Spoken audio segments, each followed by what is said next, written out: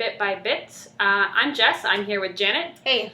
And today we are doing a game review, which is kind of sort of the first game review we've done on our channel. We a little bit did one for Resident Evil 7, but we kind of packaged it as a coffee break, which if you watched our last video, you know we're no longer doing exactly like that. So, new thing today, game reviews, and we're talking about Until Dawn. And Until Dawn is...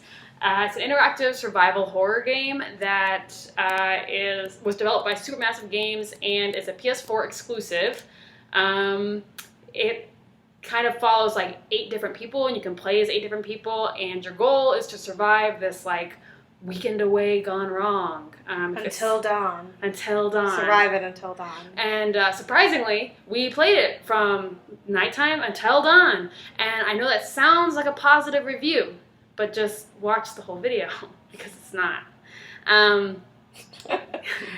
Spoiler. Yeah, so I guess we'll just go ahead and start things off and talk a little bit about presentation of the game, and getting into the details of the game, what we liked, didn't like, that sort of thing. So Janet, what did you think of the game's presentation? Yeah, and then... Or did you have anything to add, about the game itself? No, I think that's about it. Okay. We played it because it is actually free right now on, if you have PSN or PS Plus, whatever, Sony's version of Gold. If you have that, you can get that for free, as well as, I think, a Game of Thrones game is also free. So I didn't want to play that because I don't know Game of Thrones. But yeah, so that's the reason behind playing it.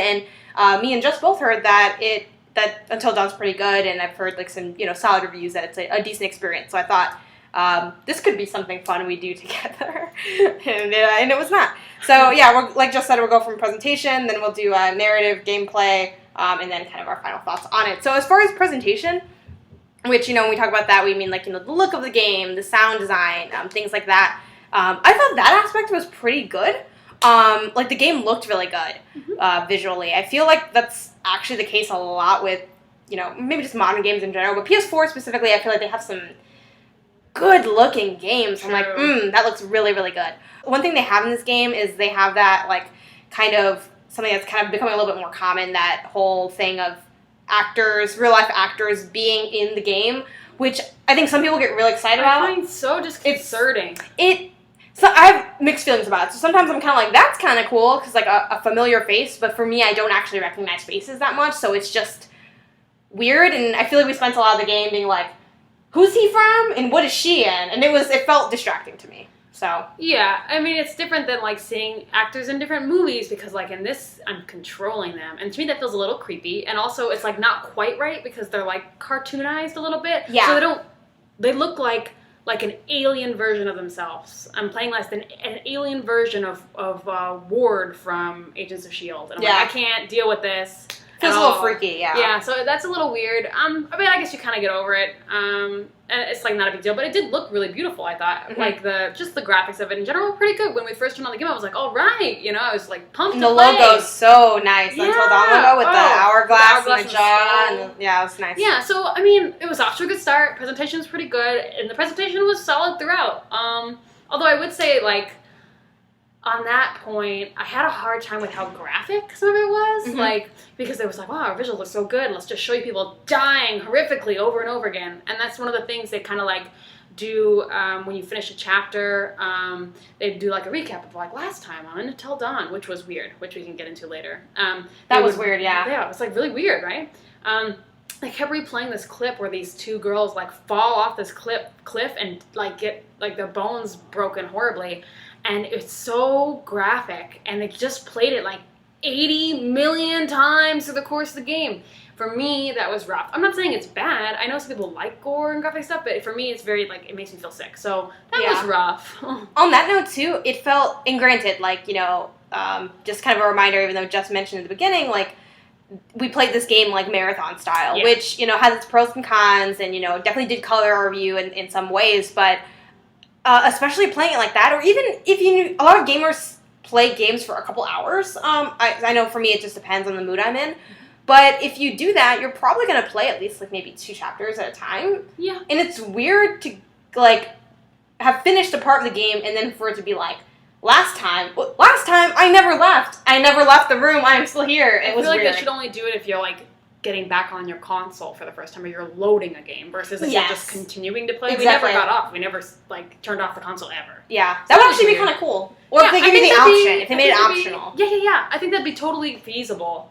Because it just felt strange. Yeah. It was like, wait, did I miss something? Like, what's happening? Yeah. So that was a little strange. But yeah, the presentation just kind of, it was sort of like a horror film. The one where they like see their death and then they like try to... Oh, that movie's so bad. What's it called? Final Destination. Yeah. It's like those ones where it's just like graphic death and it's like shock factor. That's kind of what some of that was about. You know, it's like, oh, they ripped their jaw off, or like, you know, they decapitated this person or whatever. It was all very like, For me, I don't like that. I don't like that in movies. I didn't want it in my video game, but whatever. It was a bit over the top. Yeah, it was over the top. But it was classic of the genre it was imitating, so I guess there's that. Yeah. For me, I was alright with it. I found some of it actually, like, not gory enough. Falls they did really well, or like, you know, jaws being ripped off, but like people getting cut, it all felt very fake. Definitely. You know, like it looked fake. I feel like if you can't show it well, just don't even show me it, because you know, or because at least like with the gore factor, at least they like, you know, hey, that's pretty. Yeah, I mean, it was supposed to be gross, and it's gross. But in that case, I'm like, it's supposed to be gross, and it just looks fake, like a high school theater production, and you just were like, well, we just throw some stuff there because we don't have funding. Yeah. Yeah. But overall, pretty good.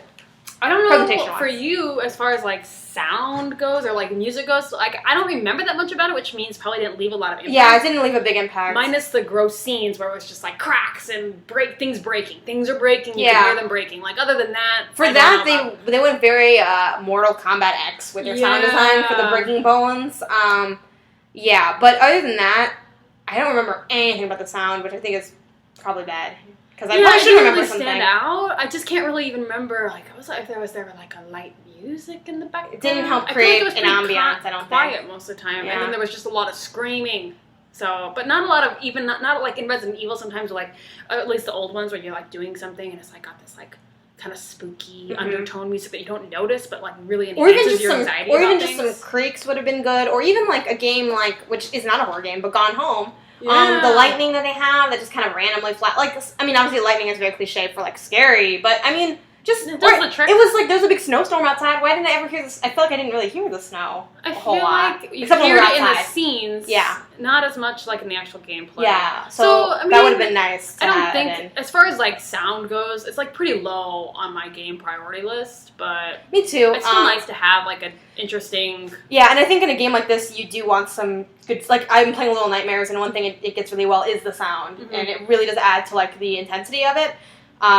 Which I don't know if this goes into really narrative or gameplay for, you know, me kind of inadvertently jumping forward, but I feel like if we're doing horror, like I should always feel like kind of tense, and I didn't really feel super me neither tense in this game, which kind of made in a game of this genre, it made me feel not invested. Yeah. So that's not good. Not invested is the best way to describe my experience of this game. Do you have anything else on presentation, or is it okay if I mention my something that might lead a little into narrative? Yeah, absolutely. Go for it. Okay, so I don't know like how everyone would cushion this exactly, but I'm gonna put it under presentation because it was like that's how I think of it. But like to be honest, game was a little racist, and that was weird. Like with Native American culture, it was like there's these totems that you find around, and then on the screen, like your start screen, when you want to look at these totems where you can see the future, like warnings about the future, or anything like that, it stacks into a totem pole, and I was like, and then you have the colors that match. So you found a sign in the game. Our friend Catherine wrote this for us while we were playing. So black meant death, red meant danger. Brown meant loss, and I don't really understand the difference between some of these. Yellow meant guidance, and white meant fortune. Super unhelpful, by the way. These clips were like 2 seconds long, and I was like, watch out for this one thing, but there's no context to it, so I'm like, I can't know until it's happening. And there's so many issues I have with that, too. So I guess let's focus a little bit on the social part of it. That way we can put it out there, and you kind of continue on. Not that it's not important, but that way it's not like, they're a little more parsed out, but like, socially, it was, it felt very weird, and it felt like a lot of things. Well, one, a little racist, right, and that's obviously a problem. Though, the challenge, of course, for us is that neither of us identify as Native American. So sometimes it's hard to tell. So I'm not really, like, sure how, like, what was the Oh, okay. So a big thing that was driving this game too, because we're kind of like following. This game is all about choice, which is something we should probably have mentioned a little bit earlier. So it's all about the decisions you make, and in that way, it kind of does play on that storytelling genre. If you played Life is Strange, you know that you can get different outcomes, that sort of thing. And if you played Life is Strange, which both of us have and talk about it all the time, the big thing in Life is Strange is. They have the little butterfly, and they talk about the butterfly effect. And in this game, they reference like the butterfly thing, but like in terms of Native American culture. And I'm like, I don't know how. And like, I guess maybe we should have looked it up still before. But I'm like, how is that a thing? One, is that a thing? Two, even if it is a thing, it seems a little weird to like kind of appropriate it. It seems unnecessary, and I think at worst this is kind of racist, and at best it's very lazy. Which I think racist depictions in games, unless they're done in a way that's clearly, like, more on the malicious level. And by malicious, I mean, like, outwardly, like, you have someone that's embodying a stereotype in a very, negative way, et cetera, et cetera.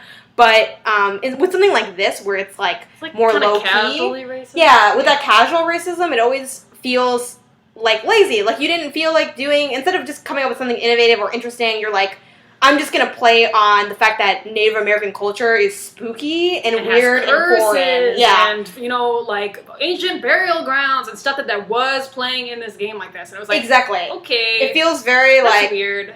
It's like, it feels very classically like, white people are afraid of Native American spirits and things. Even though we had like one black character and one Asian character. One Asian woman, one black man. So, just what you need to get a diverse group of, your diverse cast. So that felt weird. And they were weird. dating each other because they couldn't just I could not deal with anyone else. They couldn't. But to be fair, neither could I. Yeah, I was like, it was so funny. I was like, lame. okay, they put the PLCs together. Haha. So that was weird because it was a little racist. But also on a gameplay level, which, obviously that's what we're here to talk about, the game. It also was weird because, like, the characters, if we're talking narrative, the characters never acknowledged. Yeah. I forgot they would just like find a totem and they'd be like, "Wow, you look inside it, dying," and then they're like, and then just put it down and keep walking. So at least they never acknowledge. At least in Life is Strange, like I know we're kind of like jumping into other games here, but at least in games like that or games where choice matters, if there's a supernatural element or something not right happening, something spooky going on, the characters are mentioning it and engaging with it. And we saw like later in the game, if we're talking narrative, there's a scene where they're using the Ouija board and creepy stuff happens, and they acknowledge it. They're not just like, only time stuff they is do happening. Because there's other times where they're like, this crazy thing is happening. They're like, guess I should just move on. So what? And it felt like weird, racist, and cheap, and then it also just didn't work fit into the narrative at all. It was like you were racist for no reason. Like you didn't even get anything accomplished. You're gonna be racist, at least like get something done. Like come on.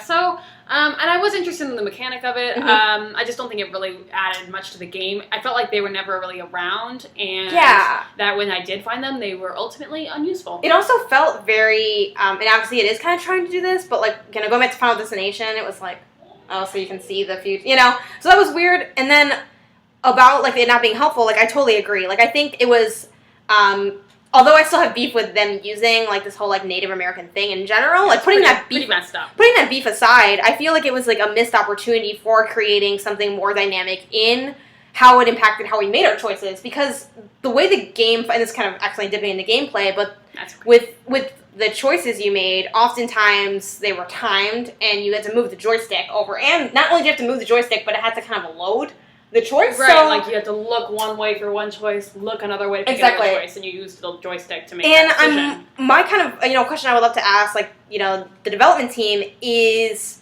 how are these totems supposed to color the way I play the game? Because for me, I wanted them to, and I tried to use them. Like, we both were like, okay, this is what happened. Let's look this one up. Let's keep an eye out keep it in mind and check it when we're like think we're getting close. Or so like if we saw a scene of like maybe there's like one totem where you find there's like a bird that flies away and then something I think bad happens after or something. Well, I don't know what would have happened because it was a fortune totem. Which was like it's good that if this thing happens. So we want the bird to fly. So we were like, okay, we want the bird to fly away. So we were on the lookout for the bird, and then when we finally realized we're in the scene, we did try to make that happen, and I think we did make it happen. Right. But that was a very rare moment, and it was hard to replicate that again. The only time that even though we were trying to, and the clips were so short. Like I think the goal was that the way the game presented it was that if you got all the totems of, like, let's say, you know, was one of them fear or let's say death? Okay. One of them was death. That was your own death. I think loss was someone else's death. Okay. But your own death was a little arbitrary because you played as all 8 characters. Right, so it's weird. So let's say we got all the death totems. Like, I think after you got all that, then you could see, like, because you could rewatch the clips, which was kind of nice if I would have used it, but, like, it wasn't useful. So, like, I think if you got everything, it would be useful, but since you didn't, and they weren't, like, super easy to find, and also, like, I just, since they didn't seem useful, I didn't feel the need to be like, let's see if there are any totems around. You know, the only other time that I think it was useful was for one character, Matt, who you see his death happening, and so I remember thinking, there's really only one way for that kind of death to happen, Mm-hmm. and then we saw it coming up. I'm trying to avoid spoilers. I know this is very vague. We saw it coming up, and we're like, oh, we have to avoid this because this could happen, and that's how he died. But then we died anyway because we attacked some deer. So that's the moral of the story. Which was an accident. It was an bad accident. gameplay. Okay, yeah, so bad gameplay. So anyway, I know we are kind of dipped into gameplay a little bit. I think we're going to take a step back, look at narrative, and come back into a little more organized view of gameplay. But that kind of and that setup, that narrative setup of, like, the Native American totem thing, like, came in very, like, early, and it just was. It felt a little weird. It felt like it was supposed to set the tone for the game, but then it kind of didn't. So then that was awkward. it was at the very beginning. I forgot about it. Yeah, speaking of tone-setting things in the game, something that starts off right away with how the game felt like it was, like, narratively presented to me as a player was that this is a game about choice and teen drama. And I was like, all right. I mean, that's kind of... I can get into that. I'm like, I'm ready. Let's get some basic teen drama in Bring here. Bring the angst on. I was like, ready to fuel all this drama. Yeah. I was like, so-and-so's dating so-and-so, and he's into her, and she's into him, and look, you can see him make through the binoculars, you know? Yeah. Like, and... Also, I guess, you know, maybe we should have said this up a little more. The game takes place, like, in a mountain area? Yeah, it's like a cabin. It's cabin in the woods. Classic horror setup, right? So it was like, ooh, okay, you know. Snowy. We were kind of front-loaded with teen drama. Like, the game starts with, you know, a prank gone wrong, and then, like, a year later, they're all going to meet up again to try to, like, reunite the gang, and now all these things have happened, and people are dating different people, and there's drama and tension. And new crushes. And, you know, so I'm like, okay... The way I thought the game was going to go based on that was that, you know, we're going to make choices that are relationship-based, and those are going to end up having, you know, impacts later that end up being on, like, a more horrific, gore level. Right, like you build trust, or you lose trust, or, like, create friendships. Like, you know, this person plot. won't believe this, you know, if I tell them Susie's sleeping with so-and-so, I just made up a name, or whatever, then they're not going to believe that there's, like, a ghost in their closet. You know, just something like that. That's kind of what I thought was going to happen. Right. It's not what happened. No, I was really actually kind of frustrated because I was just kind of like, yeah, I'm ready to angst out. I was like, I was watching this opening, and I was really excited about it, and I thought, this will be great. I kind of thought there would be a good mix of relationship choices and plot choices, and because of how they opened it up, and it was really at the very beginning, you kind of they show you a character's picture, and they have, like, these words that flash over their face, like, trustworthy, you know, has a crush on Sam, you know, blah, blah, blah. And so they give you, like, a down low of, like, who this character is. And then those qualities can change over time because they have a title menu where you can look and see, oh, like, they're caring, or they're careful, or they're intelligent, or things like that. And then also shows you what your friendships or relationships look like with the other 7 characters, because it's 8 in total. So you can look at that for each character, and it says, oh, well, you know, your relationship with Emily is not doing so good, but you're doing really good with Mike, you know, and that can change over the course of the game too. Right. And the interesting thing is that you can replay the game, and that you can change those dynamics and maybe have a different outcome. But I thought, for me, it would be fun to see how the social dynamic changed game to game. But even in just the one play that we did, I didn't feel like it really came up that often. Like, you didn't play as one character long enough to really get a sense for how the relationships were working, or, like, I felt like I just never knew what was actually going on with any relationship, and I didn't get enough chance to actually have an active role in shaping those relationships. The game is simultaneously too long and too short narratively.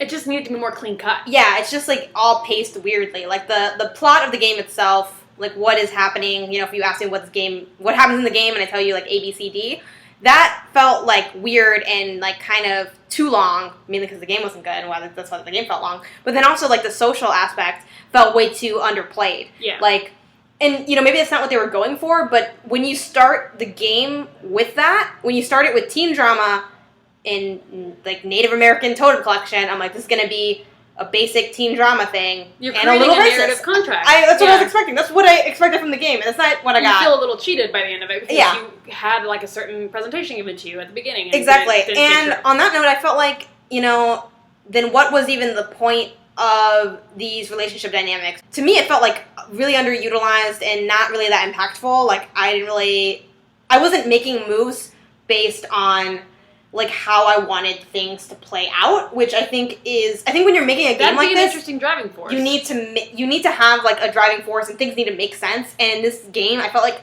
I was making choices, and they technically did have consequences, but I was never in on how those things are related. Right. Like, I couldn't actually see what was going on, big picture-wise, and I think in a game like this, that's what you want, because as a player, that will make you a lot more thoughtful and, like, in your playthrough.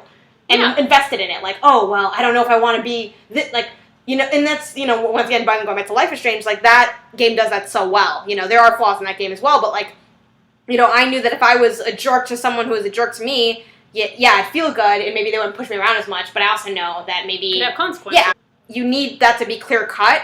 When you're involving the player in the narrative, you need to involve me in the narrative. You can't say that, like, I'm doing something, but then not make me aware of what I'm doing and why it matters and how it has an impact. I think what they really could have done, if they didn't want to make the game shorter, they could have filled a lot of dead space with more social interaction, because there's a lot of times where you're just like, I'm walking in the snow and doing quick play actions, you know, or quick time events, and they felt kind of arbitrary, and there was like just a lot of dead time where you weren't really doing much of anything. And they could have filled a lot of that with, like, social interaction, and I think maybe it was underestimated how interesting people find that. The gaming community, I think, is really into that kind of thing. So, I mean, that's what I'd say on that point. I think the narrative itself was incredibly cliche, not really that engaging. Like, if this was, like, a book I was reading or a movie I was watching or something, I'd be like, I'm out, I'm done, like, I can't, it's bad. Yeah. It's bad. It's really bad. It's really quite awful, and it was really disappointing because I think about an hour or two in, this is definitely the case for me, and I think was also for you as well, because, you know, obviously we played together and we were talking about the game as we were playing it. I was, like, ready for this to be... I kind of knew, like, in the first hour or two that this game wouldn't be, like, necessarily good, but I thought it might be, like, kind of almost a guilty pleasure. Like, you know what? It's kind of trashy, but, like, I vibe with it. Like and it has merit. Yeah. I was hoping that it'd have, like, some redeeming qualities to go with the trashiness, but instead, it had almost no redeeming qualities and no trashiness. So I feel like I got nothing out of it, you know? I didn't get, like, the, like, I guess, the satisfaction of, like, you know, laughable drama or quality. So I got neither. So I'm like, wow, what did I come here for? Exactly. And then just kind of, so, you know, we always like to, like, preface our spoilers with, like, a quick spoiler warning. So I'm just going to give this quick spoiler warning for people that do kind of want to know what the specifics of what we mean when we say the narrative is truly bad. So this is my spoiler for, like, what the narrative arc is. So then, you know, we'll put, like, in the show notes, we'll put, like, some time stamps that you guys can jump to if you don't want to hear it. Okay, so here's my spoiler of how this game went, and this is why it was bad. It starts off with a prank gone wrong, right? Mm-hmm. Then it moves from that to, like, eerie Native American totems that let us see the future, including deaths of our friends. And we don't acknowledge this ever in the game. Just ignore it. Just keep going. Then we start to suspect that betrayal is there involving Josh, who is the brother of the two sisters that died in the prank gone wrong. Mm-hmm. So he has reasons for vengeance. He also seems kind of creepy. Yeah, he's got some problems going on in his life. Yeah, and so I'm like, I feel like he might be behind all of this. And then they're like, oh, he kind of... Oh, and before that, we have a Ouija board that comes into play. And we're like, the sisters are talking to us. Mm-hmm. And then we don't really do a whole lot with that. Ghosts. There's ghosts. So we're at psychopaths. Prank gone wrong, Native American curses, Ouija board, betrayal, revenge, plot. Psycho brother plot. Then we're like, he is doing some jank stuff, but he's not who's killing people. Bring back the curse. So now we're back to curse. And then we end on, nope. You know all those mines you've been walking around?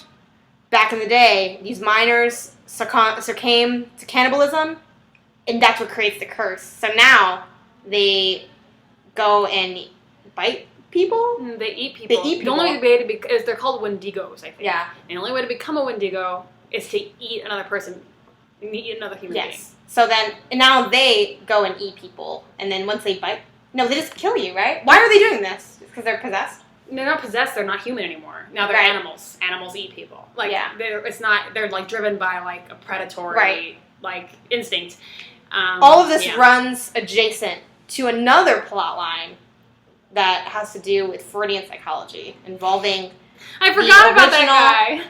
Involving the original, like, person that's doing the jank stuff, which we later find out is just Josh. But also, this guy is kind of in his head, / kind of a flashback, / like a mate. Like, it's like, he probably does see a therapist, and it probably is this guy, but the guy we see is not, it's like it's in his head. So, that's the game. And that's like way too many things. It's a hat on another hat on another hat on one more hat, and it's not good.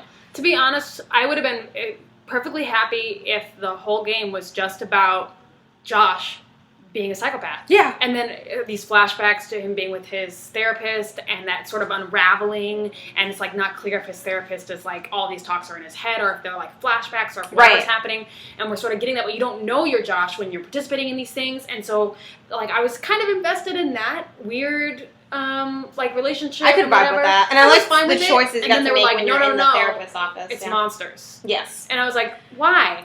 Guys, they pulled this is another spoiler for another thing, which I guess if I say it's a spoiler for it, that kind of gives it away too. It's fine, if you haven't played by now, it's so old. They pulled the Uncharted. They pulled the Uncharted series on us. It was like, it was actually monsters all along. It's like, what? Why? We didn't need this in here. Yeah. We had no reason to get supernatural. It was fine. You were doing fine. It would have been fine just like that, and they just like tried too hard to make it too many different things. So it really is a hat on a hat on a hat. Too many things, and they did none of the things well. It was way too long, and it was just like grueling, and I was so over it. I would have also been fine if it was just about the monsters. Just pick one. I would have been fine if it was just about the monsters. This is the classic, everyone's ideas are in the group project, and now the group project this was a group project when they made this video game, and someone was like, oh, we should have monsters, and they were like, well, that's not what we were talking about, Jim, but I guess we can put it down. His mom just died! That is the conversation that happened. Sorry, Jim. Alright. But it wasn't a good idea. Well, before spoiler over, do you have any more spoiler-full things to drop down? I just felt like that was really important to get across. Like, this is why this game is not good. That's why the game's not good. Okay, spoiler over. Spoiler over. Cool.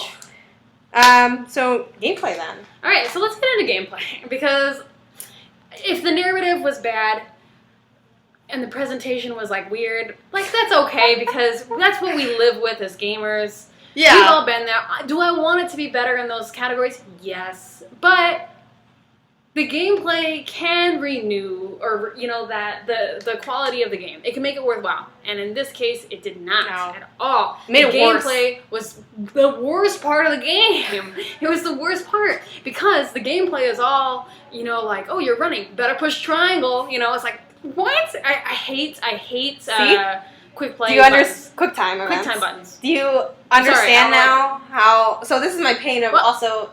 Uncharted, because Uncharted is that's all it does. So God of War does this too, but not as much. Resident Evil used to do this a lot. Yeah. It's like 5 and 6, really annoying. There was an era of time where this was like the in vogue thing in video games. QuickTime events is my least favorite thing in games. Like, there are so many ways that I feel like games attempt immersion in a way that no one asks for and no one wants. It's not even immersion. I feel like it's trying to make it immersive, it's trying to be immersive, but it's not immersive. Yeah, it's not. You know what's immersive? Being able to do things as a character with complex game controls. Yes. Other games, they let you do things. That's immersive. Going like this, you know how we have cutscenes and we also have gameplay? What if we put the two together? You can't put the two together. You can't put the two together. Down, Jim. It doesn't work. I hate it. Yeah, so a lot of this, and granted, my bias is that I hate it and I always hit them. So, maybe this game wasn't just for me. Bad. I think they're bad. Okay, it's not because, it's not for us. No, it's a bad mechanic. And if you like the mechanic, you should feel bad. Wow, that's kind of intense. Sorry. I'm not sure how I feel about it, if I want to go that far. But I will say it's... I think it's fairly... Even if you don't think it's bad. So I'm going to try to go on a softer good cop, bad cop. I'll go on a softer version of that. Even if you don't think it's bad, even if you like it, I think we should all be able to agree that this cannot be a core mechanic. It can't be. I don't think it's enough to be a core mechanic, and that's something that I don't. That's a reason that I can actually play Uncharted and like it, because it comes up sometimes, but it's not like a bit. And same thing with God of War. God of War, they definitely do quick time, but for that, I don't mind it as much. It's still a little basic, but I'm like, whatever. It happens like, boss battle, whatever. Who cares? Or, a couple things. And there are ways to do like other, quick time adjacent things, right? Opening a door, a heavy door, and you gotta tap. That stuff's fine. I don't mind those. Those are fine. So there are ways to do it right. And the way they did it too, so it'd be a lot of like, you're running and you have to duck under the log, triangle, and then... Or you're climbing a wall, and every time I put my hand up, I've got to, like, push a button, and I'm like, do I have to do this every time I climb a wall? You climb a lot of walls in this game. The other issue I had with that, too, gameplay-wise, so one of the choices they would give you often when you were on a wall, which you were always on walls this whole game, was safe or quick, basically, was the option. So they call it different things, but it was basically like, would you like to go up this wall safely, or do you want to get up there quickly? Or same thing for paths. Do you want the safe path or the quick path? What I interpreted based on that would be that if I took the harder path, I would have to do more work, so I have to be faster with my quick time and do more stuff. And if it's the easier one, I kind of could just go up. Breeze by, yeah. But no, I feel like I couldn't breeze by on either. I've done both, and they were both pretty, like, hard in terms of the quick time and how quick you have to be on it. So yeah, so that was kind of arbitrary. I guess for me, I felt like I was being, like, sort of, like... It was like someone talking down to you, You're like, push this button quickly, or like, make all these arbitrary choices that don't matter for anything. And I was like, okay. And the other thing that I despised about the gameplay, and I know you didn't like it either, this ruined the game for me, is when there's like a motion control thing in the PlayStation controllers, which was really weird to me because I don't have a PS4. I didn't know that. I thought the only thing that had motion control was the Wii controller or whatever, like for Nintendo stuff. And so the PS4, apparently it has motion control in the controller. And then it was like, oh, the Wendigos can't see you if you're staying still because they're like T-Rexes. And so you would have to hold your controller still. And I didn't have a problem with that, except for the controller also freaking vibrates, like when there's like a tense moment. And I'm like, okay, so I can't hold the controller still because it's literally moving on its own. So that killed one of our characters because they were like, stay still, and I was like, and then it was like, zzz, and I was like, the other issue I had with that, so it just it appeared at random the first time it appeared, and I didn't know it was going to happen. From a technical level, that's a problem for me because I play games in a lot of like different seated ways. Yeah, sure. So like the way I was playing the game, because we played on my sofa, I kind of played very casually, like leaned back, and I had the controller kind of like on my stomach area and my leg. I often actually play games with like it leaned against me in some way because I guess I'm too lazy to hold the controller. But that became a problem because I felt like I couldn't breathe, which kind of added to like you're in the game, but also that's whack. Like, not really what once you again, want. Yeah. And that's what makes me think that these like quick time events, motion controls that come up out of nowhere, a lot of it ends up, if it's not done right, it comes off as gimmicky and like a very sad. Like, it's a kind of a pathetic attempt to get me immersed in the game, because the point of that was, like, I used it when I was getting chased by, like, the, like, psycho guy or whatever, and I was, like, pressed up against the wall, my character was, and it's like, don't move or he'll, like, hear you, and I was, like, it's like, oh, in that moment I am the person, but, like, not really, and I'm not, for me personally, I think it's, like, a misconception that gamers want to be inside their games. I don't want to be in the game. I just want to be into the game. Like, you know what I mean? Right, like, I'm not trying to pretend that. It's kind of like that whole... I prefer to be immersed in a narrative, or like because the characters are so lifelike. And that's why I never liked motion like control for the most part. Like, sometimes it does help and it's cool, and like, I use motion control and playing Breath of the Wild. Another issue I had... Oh, the last issue I had with gameplay, this is probably my number one thing that I could not stand in this game. You can't really run. Like, you can technically walk quickly. You can walk. Yeah, it was labeled as walk quickly, and it wasn't quick at all. Monsters and psychopaths. How come I'm only walking quickly everywhere? And the big con, besides the fact that I get that maybe some people would be like, oh, well, maybe we're just like too impatient. We want to run around the whole game. But here's the issue with it. Well, you could have. Did we have a stamina bar? We did have a stamina bar, right? Did we not? Well, if you wanted us not to be able to just run all crazy, you could have added a stamina bar. That's one, and then two. not being able to run in a game like this makes me personally less likely to seek out collectibles and things, because I'm not gonna walk all around the room and do a big stroll and look for stuff. If I could run, I probably would be more, zipping around everywhere and checking things out. And even with as much as I hated the game, I did try to find collectibles sometimes. I tried to take my time, but then also I'm like, I don't want to take my time because I hate it here. I hate it here. So I would say, the gameplay was really bad. Another issue I had with it too was I thought the choice would have been better button mapped to just buttons instead of the joystick, because I get they were trying to make it so that you had to choose quickly for certain things, but it felt more cumbersome than useful. If their goal was just they wanted it to take you longer to make the choice, why not just put the timer lower and then let it click a button? Honestly, it would have been nice to have the choices button mapped too, because then you have more options than just two. I guess they could have made you look up or look down, but they didn't do that. I guess if you're comfortable with it, I have some thoughts that might move us into our final thoughts on the game. I didn't want to take. No, go for it. I think that the gameplay was not good. Something that is kind of related to gameplay, but it's also just my overall feelings on this game, is that I think so often, I think the reason why this game got positive feedback when it launched, and from other people I've talked to about it, is because we get so excited about choice mechanics in the gaming community that we forget to ask if it's working well. So we're wow, there's choice, that's amazing. And I get, for me, I'm still overwhelmed by how cool it is that can happen. That what I do can change how the rest of the game goes. That blows my mind. I was very into choose your own adventure books as a kid, so this is really cool. And we're seeing more and more choice-driven games, and I think that's awesome, but I think they're still somewhat rare, and so when we see them, especially people who like them, we're like, yes, there's another one, and we just are like, well, it was great, it had this mechanic in it. It's but was the mechanic working well? And I think in this case, it wasn't working well for the game, because it was fairly arbitrary. I felt like my actual choices didn't really change things that much, or I was often to be talked out of my choices. Oh, I tried to get my hand out of this bear trap once, but it didn't work. Should I try again, or should I just cut my fingers off? So things like that it sort of made me feel like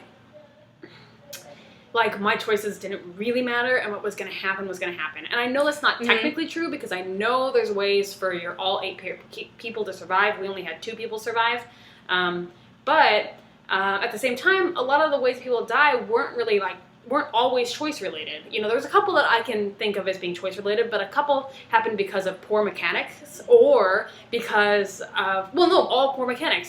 We had one character die because we didn't mean to hit a deer. We had another character die because the controller vibrated when I was supposed to be staying still. Those things like that, I feel like it really took away from what should have been an interesting game. Yeah, that reminds me of, and this kind of almost dips back to gameplay for a hot second, but with your comment on the gameplay mechanics undermining your choices, we didn't know we kind of figured it out early on in the game that you don't have to do it has this mechanic where you can line up kind of one cursor, for lack of a better term, to hit a bullseye, and you can do things you can shoot things or throw things or whatever, but you don't have to do, just because it comes up doesn't mean you have to do it. But also the game kind of conditions you to do things really quickly, so because of everything. Because everything's in this. This is this game. It makes you do everything so quick, but everything still takes so long, and it's awful. It's so poorly paced. Because the in betweens are stupidly long. Yeah, it's at one point we walked from the regular cabin to the guest cabin, and it took an hour, a real life hour. They would have been dead by now. It's cold out here. Yeah. Anyway, but so I just wanted to mention that as well. I totally agree with your thing on. Yeah, the choice mechanic is not being well done, and it was disappointing because I, recently, found that my love of choice games. They're great, right? And when they're done well, they're so freaking cool. But I think, having played choice games that I really like, which I think my only choice games really have been Life is Strange and One Night Stand by Lucy Blundell. But both are so good and interesting and well done and have good. It's so then I see this and I'm like, it just doesn't work. Yeah. I guess my final thoughts on it are, God, this game was so bad. That's one of my main final thoughts too. The game was so bad. It's really bad, guys. Don't play it. It's awful. It honestly is really bad. What was most disappointing about this game was that there were 2 disappointments. The first one was that it's pretty clear early on that it wasn't going to be like a super great game, which to some people they were like, this is a sleeper hit, like you gotta check this out, it's really good. And then I'm like, it's probably not going to be really good, but I thought it could at least be like basic good. Decent, maybe? Yeah, and what I mean by basic good, I mean a game that isn't really that good, but you still vibe with it really hard. By that I mean it's a game that it doesn't do a whole lot, but what it does is enjoyable even though it's a very basic level of enjoyment. You know, it's kind of almost like how like Crash had the potential to be like a good basic game. Like it's not super innovative or crazy, but spinning feels really good and vehicles are fun. Like a good basic game has 1 or 2 things that you vibe with a lot, and you know it doesn't do anything else, but you don't really care, and you get what you get, and it's nice. You know, Yeah. like a you know, Blur is like a good basic game. Yeah. It's like weird, wonky. It's like you're having it's fun. It is fun. It's a fun game. So when I started playing it, I was like, I think this will be a fun time, and you know, it just really wasn't because it just failed on all notes, and I think it just couldn't. I would have loved this game so much more if it just kind of realized more what it was, you know? Like, it's not this big, amazing, layered masterpiece. It can't do those things well. So you should just stick to being basic. If you're just gonna... You already committed to that path. You, like, opened with, like, I'm gonna game. be basic, and then it's like, I'm gonna be, like, layered, though. I'm gonna be complex, and it's like, no. You need a foundation for that. Yeah, and you don't have one. So then they're like, what if I just built this house on sand? And I'm like, it's all messed up. Yeah. It's all messed up. My, you know, final points on, like, why this game doesn't work. It's really long. You know, I never get to really know any of the characters, so I don't feel super invested in it. I get to play as way too many people. It would have been nice with a few less characters. There weren't enough, like, social choices. Sometimes, to its credit, sometimes I did like the timer for the choices, because, like, which way do you run? And that was exciting. And, Yeah. like, especially because, you know, we were trying to do it kind of together and make each choice together, but I'm like, which way do I go? And you're like, right. I'm like, all right, click left. So, well. And that was kind of exciting. So that was cool. Yeah. That part was well done. But yeah, and just the narrative was just so bad, and the not running thing really just, it felt like a very dragged out game. And granted, like, to the game's defense, we did play it all at once, but we did it for Resident Evil as well. I never and it got wasn't, back on. no. We did it for Resident Evil. I really want to stop. I really want to Me stop. But I didn't, because I wanted to go do this video and say that we beat it. Could have been interesting. Wasn't interesting. It's the final note. Offensively bad. On Until Dawn. Hey, check out the prequel. Oh yeah, we found this out when we were looking it up. It's coming, crazy. Who knows when? Recently announced it, June 2017. Well, maybe At June 2017, at E3 2017 in Yeah. June. Yeah.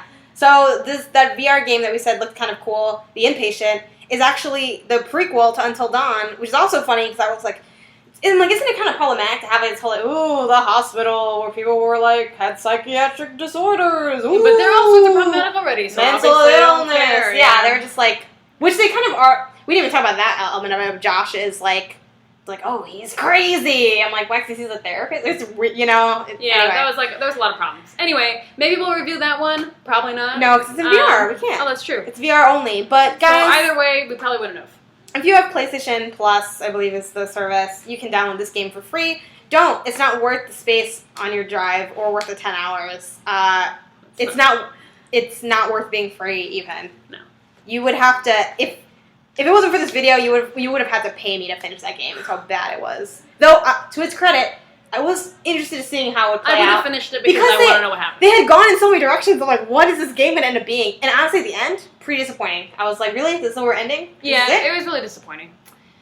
Alright, yeah guys, thank you for watching. Our first review video, we will have some more of these in the future, kind of just whenever we feel like it, so stay tuned. Yeah, and let us know if there are any games that you want to review. Let us know if you played Until Dawn and if you liked it. And if you liked it, why did you like it? Or if you don't have any background with Until Dawn, maybe what are some games that you feel like get choice really well, you know, in addition to the ones that we already named. And yeah, and we will see you guys here next week for another video. Alright, bye.